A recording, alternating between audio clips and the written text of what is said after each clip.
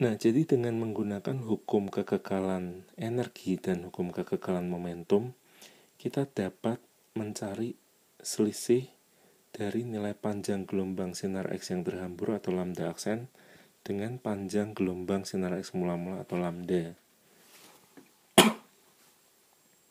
Jadi ini kita lihat bahwa nilai dari lambda aksen lebih panjang dari nilai lambda mula-mula. Hal itu dikarenakan energi dari sinar X telah terhambur, EF aksen, lebih kecil ketimbang energi mula-mula. Nah, kemana energi itu hilang? Ke dalam bentuk energi kinetik elektron. Nah, jadi nanti kita akan dapati bahwa selisih dari lambda aksen dikurangi lambda sama dengan konstanta Planck dibagi dengan massa diam elektron kali C dikali 1 kosinus minus kosinus theta, di mana theta adalah sudut hamburan atau sudut antara arah rambat mula-mula dengan arah simpangan. Nah, kita lihat bahwa ada satu nilai yang akan selalu kita hitung di sini, yakni konstanta Planck dibagi dengan massa diam elektron kali kecepatan rambat cahaya. Dan ini kalau kita hitung nilainya adalah 0,024 angstrom.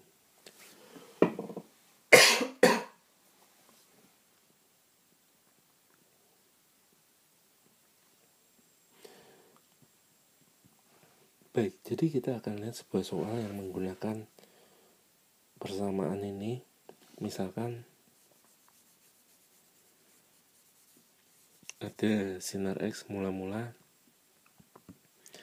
dengan panjang gelombang 0,3 angstrom. Lalu setelah menumbuk elektron, sudut hamburannya adalah 60 derajat. Nah, kita nanti diminta mencari berapa energi kinetik elektron yang tertumbuk.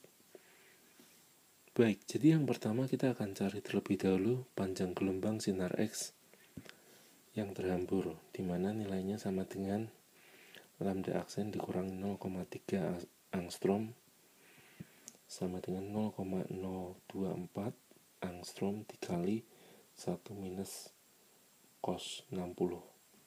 Cos 60 setengah, jadi ini 0,012 angstrom. Nah, jadi kita dapati bahwa nilai panjang gelombang sinar X nantinya akan lebih panjang, yakni 0,312 angstrom. Nah, ini adalah langkah yang pertama. Nah, berikutnya setelah kita mendapati nilai lambda setelah terhambur ini, kita dapat menghitung energi-energi dari sinar X itu. Jadi energi yang mula-mula dengan panjang gelombang 0,3 angstrom tadi sama dengan 12.400 dibagi 0,3. Nah, ini satuannya elektron volt. Kemudian energi sinar X yang terhambur dengan panjang gelombang 0,312 angstrom. Nah, ini energinya. Jadi energi elektron yang tertumbuk itu dengan energi kinetik tersebut nilainya adalah sama dengan selisih antara energi sinar X mula-mula dengan energi sinar X yang terhambur. Karena memang energi mula-mula pasti lebih besar daripada yang terhambur. Jadi 12.400 dibagi 0,3 dikurangi 12.400 dibagi 0,312. Nah, ini jawabannya dalam elektron volt. Nah, jadi sebenarnya antara fotolistrik dan Compton di sini ada satu hal yang mirip, Jadi kita akan mencari energi kinetik, namun pada kasus fotolistrik, energi kinetik dari elektron yang keluar dari logam itu sama dengan energi foton dikurangi fungsi kerja logam. Sementara untuk efek Compton, energi kinetik elektron yang tertumbuk nantinya itu sama dengan energi foton mula-mula dikurangi energi foton setelah terhambur, EF aksen. Nah, jadi sekali lagi hipotesis atau gagasan Max Planck mengenai energi foton yang nilainya sama dengan konstanta Planck dikali frekuensi menunjukkan bahwa dalam hal ini cahaya membawa suatu paket energi, di mana cahaya sekarang dipandang sebagai partikel. Nah, sebenarnya gagasan cahaya sebagai partikel bukan yang pertama kali muncul pada saat Planck menggagaskan, namun dahulu Newton juga pernah menggagaskan tersebut, menggagaskan bahwa cahaya adalah partikel yang diberi nama korpuskular. Namun pada saat itu juga berkembang ide yang berbeda, yakni yang mengatakan bahwa cahaya adalah gelombang, yakni dari Huygens. Nah, Planck sendiri pada saat menggagaskan teorinya ini, ia sebenarnya juga boleh dikatakan tidak terlalu yakin, maka ada beberapa orang di sini yang boleh dikatakan memberi suatu dukungan pada teori Planck, yakni yang pertama penjelasan fotolistrik oleh Albert Einstein, lalu bagaimana Bohr ketika menjelaskan teori atom hidrogen. Nah, kita bisa lihat bahwa pada saat Bohr menjelaskan atom hidrogen itu sebenarnya ia mencampurkan antara konsep fisika klasik dengan konsep fisika kuantum. Nah, lalu yang ketiga adalah efek Compton, di mana ada sinar X yang ditembakkan ke suatu atom karbon dan sinar X itu terhambur. Nah, ketiga peristiwa ini memperlihatkan bahwa cahaya di sini berperilaku sebagai partikel karena punya momentum. Nah, jadi setelah ini orang kemudian melihat bahwa cahaya dapat memiliki yang dinamakan dualisme atau dua sifat. Nah, jadi sebenarnya hal itu bergantung kepada bagaimana peristiwa yang dialami oleh cahaya. Tentu memang kita sudah belajar sebelumnya pada materi optik seperti pencerminan, pembiasan, interferensi yang difraksi. Nah, disitulah cahaya berperilaku sebagai gelombang.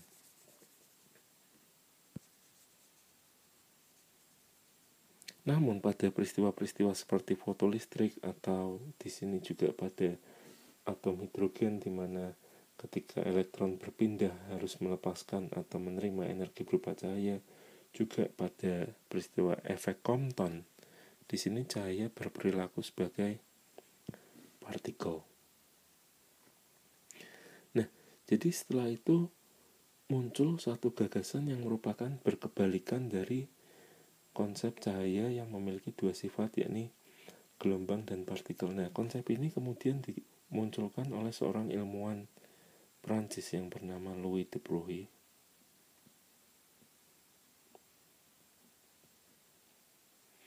Di mana Louis de Broglie ini menggagaskan ide yang berkebalikannya, yakni bahwa partikel yang bergerak memiliki karakter gelombang, di mana nanti pada akhirnya kita akan menghitung apa yang dinamakan panjang gelombang de Broglie. Nah, kita sebelumnya sudah belajar bahwa cahaya memiliki momentum sama dengan konstanta Planck dibagi panjang gelombang cahaya tersebut. Nah, de Broglie menggagaskan hal yang kebalikannya, yakni ia mengatakan bahwa lambda atau panjang gelombang dari partikel yang bergerak sama dengan konstanta Planck dibagi dengan momentum dari partikel itu.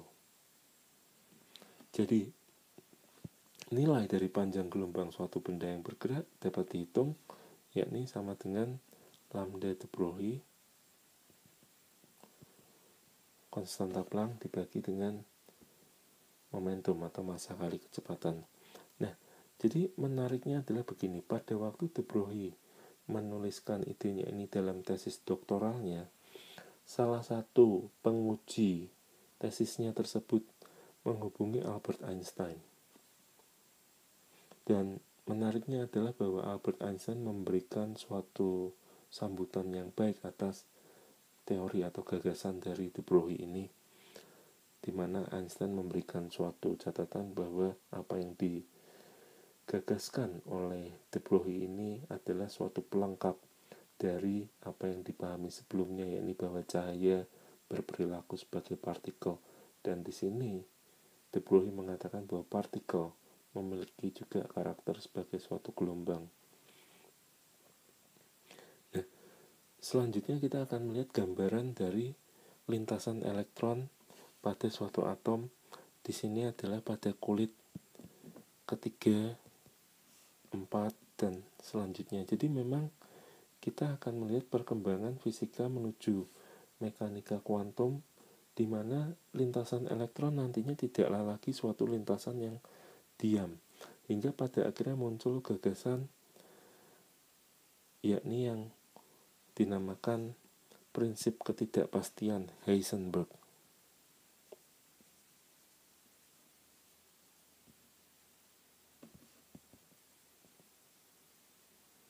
Di mana Heisenberg menyatakan bahwa ketidakpastian dalam menentukan posisi suatu partikel dikalikan dengan ketidakpastian dalam momentum suatu benda selalu lebih besar nilainya dari H bar per 2pi. Jadi H bar sekali lagi adalah suatu nilai, yakni H per 2pi. Jadi H bar per 2 tadi. Nah, sebenarnya makna dari apa yang ingin disampaikan dari asas ketidakpastian ini adalah ketika kita akan mengukur posisi suatu partikel sepresisi mungkin, maka delta X ini akan kecil. Namun sebaliknya yang terjadi adalah bahwa ketidakpastian momentum akan sangat besar. Jadi disitulah kita tidak dapat mendapati kecepatan dari partikel tersebut. Dan namun sebaliknya, kalau kita bisa mengukur kecepatan partikel di mana perubahan atau delta ketidakpastian dari momentum ini sangat kecil, maka kita sebaliknya tidak dapat mendapati pasti dalam hal posisi dari partikel itu.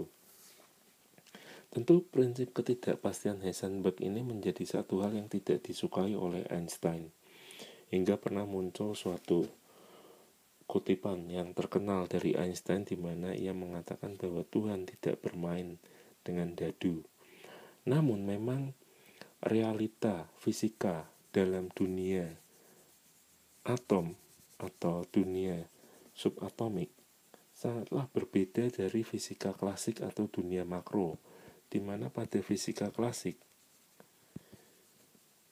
semua hal sifatnya boleh dikatakan sangat deterministik atau ditentukan oleh hukum-hukum alam yang ada, di mana kita dapat menyebutkan ketika benda dijatuhkan maka ia akan jatuh karena adanya tarikan gravitasi. Namun dalam kuantum kita mendapati apa yang dinamakan probabilitas. Nah, tentu fisika kuantum, mekanika kuantum bukanlah hal yang mudah dipahami, karena kita juga pernah mendengar seorang fisikawan yang terkenal bernama Richard Feynman pernah mengatakan bahwa ia cukup yakin bahwa akhirnya tidak ada orang yang benar-benar memahami mekanika kuantum. Namun bagaimanapun juga kita saat ini melihat begitu banyak aplikasi yang dapat kita lihat dari perkembangan fisika, khususnya fisika modern, dalam hal ini mekanika kuantum. Jadi hingga kini memang bidang fisika masih menyimpan banyak sekali pertanyaan, dan orang-orang juga masih banyak melakukan penelitian mengenai khususnya bagaimana asal muasal dari alam semesta dan seterusnya. Jadi itu semua masih menjadi satu perdebatan yang terbuka di dalam dunia fisika. Nah, buat kita semua yang sedang belajar fisika, tentu kita perlu melihat hal ini sebagai satu hal yang memberikan tantangan tersendiri, sehingga kita juga kalau memang berminat untuk mempelajarinya tentu akan menjadi satu hal yang sangat menarik nantinya.